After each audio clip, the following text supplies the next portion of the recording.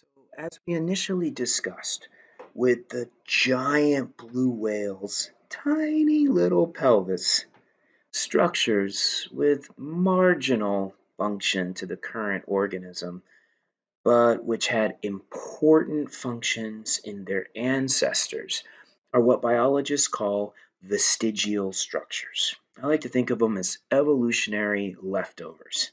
So consider the tiny little leg bones on the ball python. Breeders call these spurs, but they are actually ossified bone. Here's an X-ray.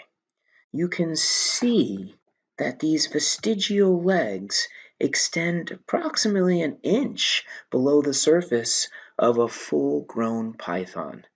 But let me show you a real-life example. So this is Nessie, and I wanted to start with the spurs, which are actually vestigial legs. Hopefully you can see right there and there. So that's actually ossified bone that extends under the surface of her skin and into the musculature. So Nessie, let me get you a better shot of her, is a sweetheart. She is a full-grown female ball python. She's about 7 years old and she lives in our lab. So they call them ball pythons because when they get scared, they coil up into a ball. This one is just happy to be out of her tank and getting handled.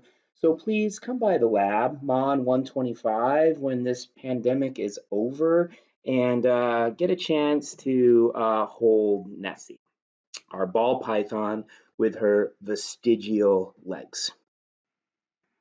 So I hope you remember our blind cave salamander from the previous lecture. Here is a blind cave fish here on the bottom and its ancestor who lives on the surface in a fully lit environment, and it has fully functioning eyes. Now, a creationist may argue that God just made one fish with eyes and one fish without.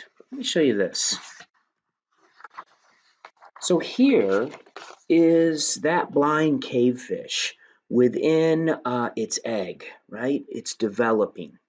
The genes coordinating development are marked with a green fluorescent protein marker. You can clearly see that this blind cavefish begins to develop an eye. But this eye development is aborted by a series of mutations that were selected for in the cave environments. If a designer were creating a blind cavefish, why have it begin to develop an eye only to have that eye